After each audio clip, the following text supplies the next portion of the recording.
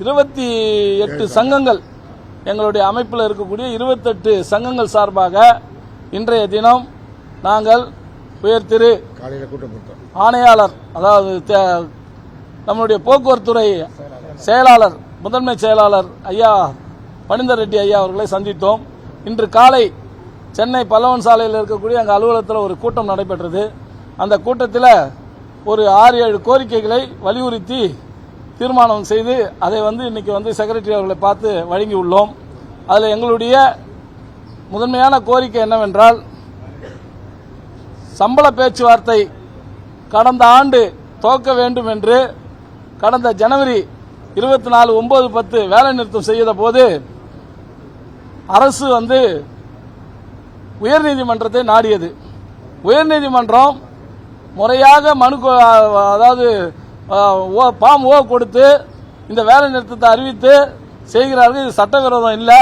இருந்த போதிலும் இது பண்டிகை நாள், பொங்கல் திருவிழா வரக்கூடிய காலத்தில் இதை தற்காலிகமாக தள்ளி வைங்கன்னு தான் எங்களுக்கு சுப்ரீம் ஹைகோர்ட் சொல்லிச்சு. நாங்களும் ஏற்றுக்கிட்டு அந்த வேலை நிறுத்தத்தை தள்ளி வச்சோம். ஆனால் கடந்த ஓராண்டுகளாக இந்த பேச்சுவார்த்தை இன்னைக்கு நடக்குது நாளைக்கு நடக்கும்னு சொல்லி நடுவில் ஒரு பேச்சுவார்த்தை நடந்தது. அந்த பேச்சுவார்த்தைக்கு ஒட்டுமொத்தமாக கிட்டத்தட்ட ஒரு 79 சங்கங்கள் 80 சங்கங்கள் கலந்துக்கிட்டாங்க. அந்த பேச்சுவார்த்தை தேதி குறிப்பிடாமல் மறு தேதி குறிப்பிடாமல் தள்ளி வச்சாங்க. அதுக்கப்புறம் ஒரு பேச்சுவார்த்தை நடத்துறதுக்கு கடந்த 27/12 ஒரு அறிவிப்பு வந்தது. அன்றைய தினம் நம்முடைய மாண்புமிகு முன்னாள் பாரத பிரதமர் மன்மோகன் சிங் ஐயா அவர்களுடைய மறைவை ஒட்டி அது தள்ளி வைக்கப்பட்டது. அதற்கப்புறம் இப்போ 1 மாதம் ஆகி கூட இந்த பேச்சுவார்த்தையை இன்னும் துவங்கல. இன்றைக்கு 3 ஆண்டுகளாக இருந்த பேச்சுவார்த்தையை இந்த அரசு 4 ஆண்டுகளாக மாற்றி அந்த 4 ஆண்டு 5 ஆண்டு ஆகி இப்போ 5 ஆண்டுக்கு மேல 5.5 ஆண்டுக்கு கடந்துடுச்சு. இனியும் பொறுத்திருக்க முடியாது என்ற காரணத்தினால நாங்கள் அனைத்து சங்கங்களும் ஒன்று கூடி நமது செக்ரட்டரி ஐயா அவர்களை சந்தித்து வருகிற 10ஆம் தேதிக்குள் பேச்சுவார்த்தையை உடனே இந்த அரசு துவக்க வேண்டும். அப்படி துவக்காத பட்சத்தில் அன்றைக்கே நாங்கள் வேலை நிறுத்த நோட்டீஸ், அதாவது 15 நாள் கொடுக்கணும். ஃபார்ம் ஓவும் ரெடி பண்ணி வச்சுட்டோம். அவர் கேட்டுக்கிட்டு இருக்காங்க, சீக்கிரம் ஆரம்பிக்கிறோம்னு சொல்லி. ஆரம்பித்தால் எங்களுடைய பேச்சுவார்த்தையை தொடருவோம், தவிர இல்லை என்றால் ஒட்டுமொத்தமாக போக்குவரத்து தொழிலில் இருக்கக்கூடிய அனைத்து ஓட்டுநர் நடத்தும் சங்கங்கள்லாம் இல்லை, எல்லா தொழிலாளியும் பாதிக்கப்பட்டிருக்காங்க. அவர்கள் அனைவரும் ஒருங்கிணைத்து மாபெரும் வேலை நிறுத்தத்தை அண்ணா தொழிற்சங்க தலைமையில் அனைத்து தொழிற்சங்களும் நடத்துவது என்று தீர்மானிக்கப்பட்டிருக்குது. அது மட்டும் இல்லாமல் இன்றைக்கு ஓய்வு பெற்ற தொழிலாளர்களுக்கு நிலுவைத் தொகை மிகப்பெரிய வகையில் கொடுக்க வேணும். ஏதோ யானை பசிக்கு சோளப்பொறி போட்டது போல இன்னைக்கு வெறும் 4% கொடுக்கறதுக்கு முடிவு பண்றாங்க. இதையெல்லாம் ஏத்துக்காம ஒட்டுமொத்தமாக நிலுவைத் தொகையை கொடுக்கணும் அப்படின்னு 53% கொடுக்க வேண்டியிருக்குது. அதை உடனே கொடுக்கணும்னு சொல்லி கேட்டிருக்கிறோம். அது மட்டும் இல்லாமல் தனியார் பேருந்து, அரசு இன்றைக்கு மினி பேருந்தை மாண்புமிகு அம்மாவுடைய அரசு ஆட்சி காலத்தை தான் கொண்டு வந்தோம். அந்த பேருந்துகள்லாம் சரி பண்ணாம அதையெல்லாம் நிறுத்திட்டு தனியாரிடமிருந்து மினி பேருந்துகளை கொடுப்பது கண்டிக்கத்தக்கது என்பதனால அதை கொடுக்கக்கூடாதுன்ற வலியுறுத்தி இருக்கிறோம். புதியதாக ஆட்களை எடுக்கணும். கடந்த 3 ஆண்டுகளில் புதியதாக ஓட்டுநர் நடத்துனர் நியமிக்காம எல்லாமே கான்ட்ராக்ட் பேசிஸ்ல போறதுனால இன்னைக்கு தொழிலாளர்களுக்கு ஒரு நம்பிக்கையே இல்லை.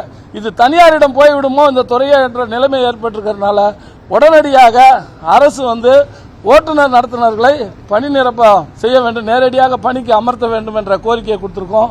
அது மட்டும் இல்லாமல் கடந்த வாரத்தில் எல்பிஎஃப் தொழிற்சங்கம் ஒரு உயர்நீதிமன்ற உத்தரவு வாங்கியிருக்காங்க. அது என்னன்னு சொன்னா, இந்த பேச்சுவார்த்தையை காலதாமதம் பண்ணணும் ஒரே காரணத்துக்காக மறைமுக தேர்தல், அங்கீகார தேர்தல், எந்த சங்கத்துக்கு முக்கியத்துவம் இருக்குதுன்றது ஒரு தேர்தல் நடத்தி அதுல 51% வாங்குற சங்கத்தை தான் நீங்க பேச்சுவார்த்தைக்கு கூப்பிடணும்னு ஒரு ஆர்டர் வாங்கியிருக்காங்க.